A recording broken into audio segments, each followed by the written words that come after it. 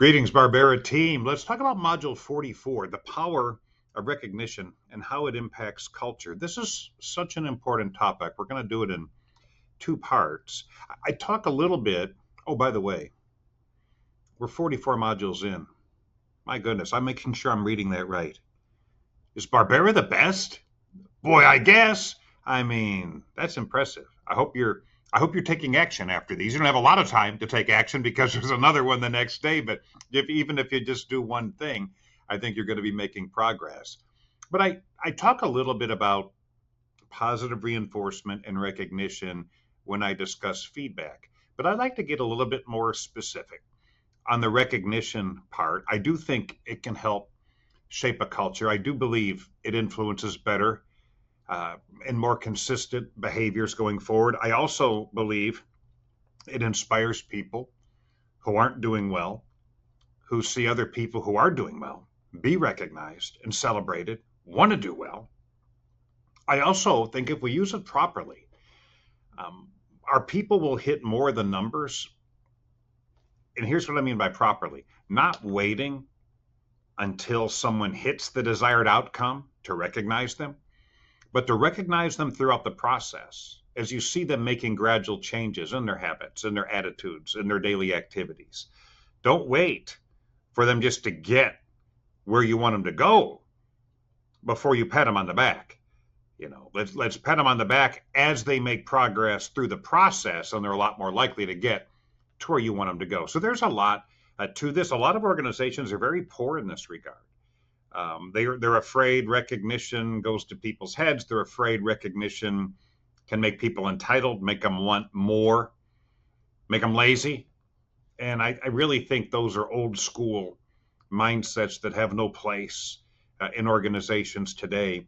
So let's talk about this. And then as I go through it, you might be thinking, I hope you're thinking, if you're in a leadership position, do you give enough of this?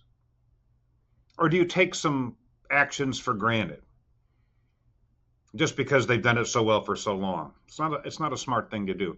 Another thing, are you fast enough to give it? Because the longer you wait after something good happens, again, the less it means. Another thing, are you specific enough? Do you just give this general recognition, or do you really point out a particular value somebody lived or behavior they demonstrated that shows you were paying attention, and that now they're more likely to intentionally repeat? And if you're not in an official leadership position, you can still give recognition. Do you give recognition to your teammates? Are you only happy when things are going well for you? Are you one of those energy, bringers rather than energy takers, energy maker versus energy taker, that can pat a teammate on the back and can recognize them? I think that peer-to-peer recognition is lacking in a lot of organizations. It's kind of every person for themselves. And I think we maybe can improve in some areas there. And I believe it comes back to you. I believe when you reinforce other people are more likely to reinforce you. You set that reciprocal effect in the motion. So let's talk about this tremendous topic. Number one, recognition for productive performance influences more productive performance. That's just based on behavioral science. There's that law of behavioral science: behaviors that are reinforced and rewarded are repeated. Now, I will also say, and you've heard me say this before, good behaviors that are ignored are often extinguished. Because if we're not reinforcing it, there's not as big of an incentive to do it again. People may even start to believe it's not that important, or that it has somehow become optional. So you don't want to ever extinguish the right behaviors by taking them for granted. Okay. Number two, recognition helps create a culture that celebrates excellence. See, I like that, especially when it's peer-to-peer. When people are pointing out people who are making progress, they're celebrating people who have had that personal breakthrough, that just had a really solid day or a solid week or a solid month, that did an exemplary job of living a particular value. I like that type of culture that celebrates excellence. We're good finders, as my old mentor Zig Ziglar used to say. Be a good finder. Go in looking for something good. Some people go in looking for something wrong, and guess what? They find it, but they overlook a lot of good to find what's wrong, and it's just not healthy for a culture. You get what you reinforce, but you can also extinguish what you don't reinforce. So if people are doing the right thing, if you want to see more of that thing, let them know they're doing the right thing. Pat them on the back. Get there quickly. Be specific.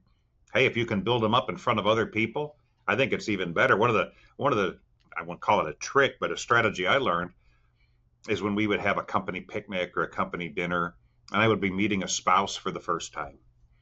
I used to love to build up that team member in front of the spouse and kids to where when I met her or met him, I would make a little small talk and then say, we are so blessed to have so-and-so on the team. And then I would mention 2 or 3 specific things where they really do well or where they really make a difference. And to build somebody up like that in front of their family is particularly strong, and it creates a lot of positive influence and impact. So look for opportunities to do this instead of bringing people down in front of others and in front of their family.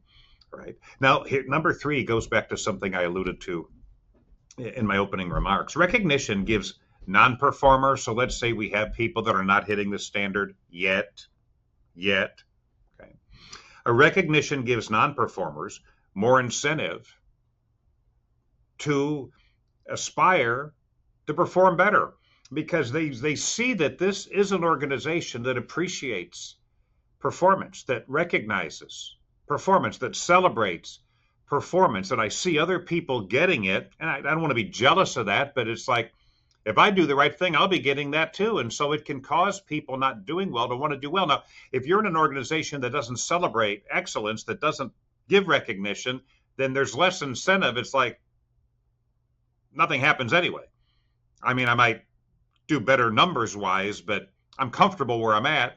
This is how some people think, and they don't seem to appreciate it when it happens.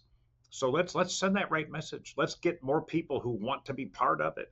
It says recognition creates a positive peer pressure to step up and get your share of it. Since excellence is made public, and failure to attain excellence is also made public by virtue of its absence of recognition. It's like, I'm not going to chastise you in front of other people because you're not doing well, but I'm certainly not going to acclaim you either. Okay. And so sometimes that silence sends the best message, and it incentivizes people to end that silence. The 4th point, I think this is obvious, but we need to talk about it. Recognition creates higher morale within a culture. I just think people feel better about themselves. They feel better about what they do. They feel better about where they work when they are appreciated. That's perhaps the biggest attribute of recognition. It demonstrates gratitude. It's not just the recognition, but we're showing gratitude, that we're grateful for that behavior, that we recognize it. And it's a wonderful way to show gratitude. Maybe you haven't looked at it that way, but it's a wonderful way to demonstrate gratitude, is to pat people on the back and recognize them for the things they're doing that you're grateful for. So there's so many benefits to this, and it does make you feel pretty good about what you do and where you work and the difference you can make and the people you're working with and the people you're working for. A lot of benefits just by paying attention and being a good finder. I mentioned in a few episodes ago when we were talking about servant leadership to go out there, and I said, look for someone to serve today. I'm telling you, go out there and look for someone to recognize today. And always be looking for that. And maybe they'll find you too. It says team members feel their contribution matters and that their efforts are more appreciated and not taken for granted. No one likes to be taken for granted. Usually it's our top performers we take for granted.